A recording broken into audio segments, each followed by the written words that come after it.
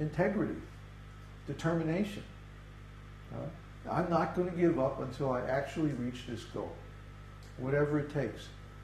And Krishna, when he sees that determination, he talks about this in Bhagavad-gītā, vyavasayatmika buddhi, that totally fixed determination, that intelligence that says, I know this thing is real, now how do I get to the reality of it? When he sees that, he responds. And I can tell you, and anyone who has experienced this can tell you, Krishna is real, and he responds immediately. Not that you have to go through this long process for many years, and then finally, when you're old, maybe, No, Krishna responds immediately. He's awake, he's aware, he's present, he's everywhere, he knows everything. So if you please him, then he'll respond. He's not, Krishna is not, how can I express? Krishna is not a jerk. Okay? Krishna is a great guy. Really. Krishna is the greatest guy you're ever going to meet. He's very, very nice. He's very kind. The problem is we have this cheating mentality. See, the problem is us. The problem is not Krishna. The problem is that we have been conditioned with cheating mentality. And so we think that if we just take up knowledge about Krishna, that's good enough. No, it's not good enough. We need to actually approach Krishna personally. Krishna is a person. So we have to have a personal relationship with him. It's not difficult to understand if we're simple and straightforward and clear. When things get difficult, it means that we ourselves are being squirrely and deceptive and political. So we don't accept the political process. We don't accept the sham. We only accept the real thing. That means mysticism. That means at some point in your life you have to take a significant amount of time off from everything external and just go inside and make it. Get there, arrive, realize Krishna. You can get a taste by hanging out with sadhus and chanting and stuff like that. You can get it. That's the beginning. You get a taste, but then you go away from them and it goes away. So you're still not mature. You're still not right. But when you get to that point where, okay, it's time, you'll know it. I need to figure this out. I need to experience this for myself. Then you go off and find a lonely place in the woods somewhere, and you stock up on 6 months of food, get out the beads, and just chant until you make it. Every one of us has to do that. No one is exempt. You don't get there any other way. I tell this from the very beginning. From the very introductory seminar, I tell this. But it may take some time before you're ready to do that. It's very rare that anybody is ready right in the beginning. I mean, it's almost unheard of. So, put this process into practice and you'll find all these things are true. I'm not just saying this stuff so that you become a student or take a course or anything. Hey, I've got Social Security.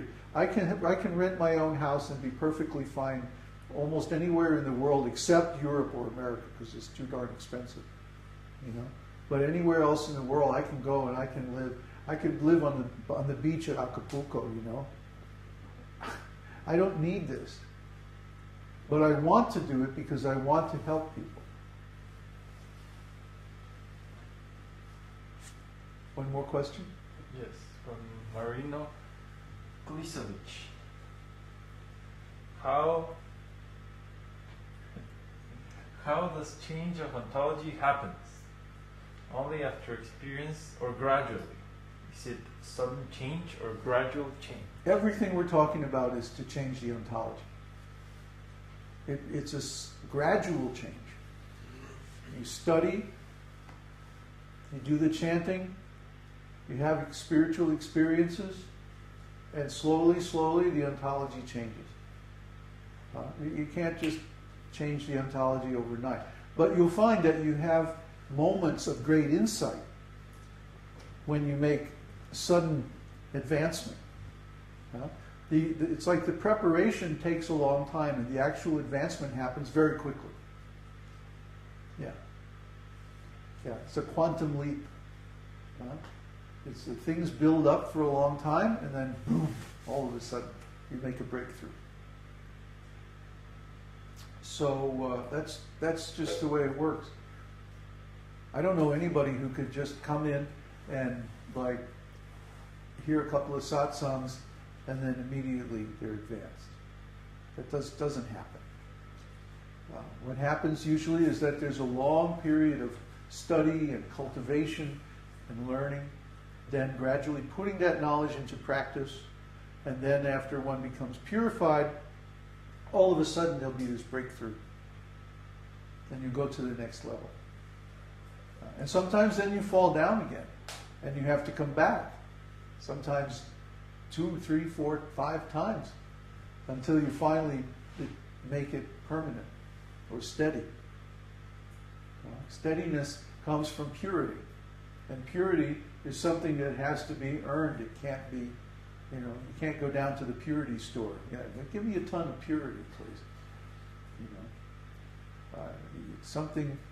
It's not something you can buy. It's something, or get. It's something you have to become. So it takes some time. If this was easy, everybody would do it, right? It's not easy. It's simple, but it's not easy. It takes some time. So be patient, but keep up the enthusiasm by associating with other devotees. And then eventually in time you will get there. And all these things we're talking about will become like everyday realities, everyday certainties. So, any more questions? No more questions. One more question. Please do it louder. Louder? Louder. Louder? Like this? Yes. And Okay. slowly. The question I had was, until we have that experience, whenever we read the scriptures, we're basically misunderstanding it, right? Because Yes. So the way we deal with it is just to understand that right now we are not understanding it fully, but that eventually we should be able to understand it perfectly. Yeah, we have a provisional understanding.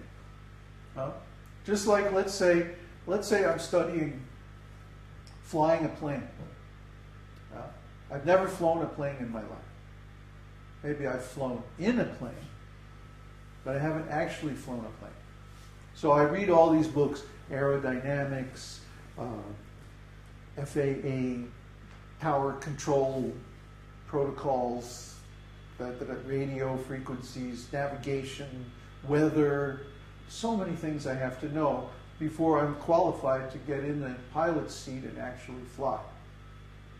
And even then I have to have an instructor and so many things. So when you're in an association of devotees led by a qualified spiritual master, it's like flying in the plane. You're a passenger. You're going up and moving around in the air and everything and landing, but you're not in control. Somebody else is in control. So then you get some experience in flying and you say, this is cool, I want to become a pilot myself and learn to fly. So then you study the books, and you study the books. When you're studying, you're always thinking, one of these days I'm going to put this knowledge into practice when I'm qualified. But at this point, it's just academic, it's just theoretical. It's background knowledge. It doesn't become realized knowledge until you actually go down and you sit down in the seat with the instructor. First you have to pass a test. You actually know all the background stuff. It's called ground school. And then you get to take actual flying lessons. And the instructor is there just to remind you if you forget something. You actually have to do it. You sit in the seat, go through the checklist, turn on all the switches and knobs, clear for taxi, clear for takeoff, get your vectors, your altitudes, the whole thing. change the frequencies. You have to do it all. The instructor is just there to remind you, okay, now you have to change the frequency to the taxi tower, now to the control tower, now to the flight control, now to the weather. See?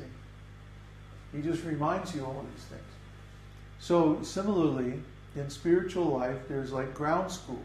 It means learning all of the terms, going through all the books, learning about all the procedures, everything, and then practicing them. Maybe before you actually fly a plane, you practice in a simulator.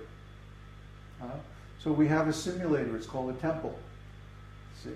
And then Gaura-Nitāya are here, Radha Krishna is here, and Sringadev, Srila Prabhupada, they're all here. And you get to practice serving them.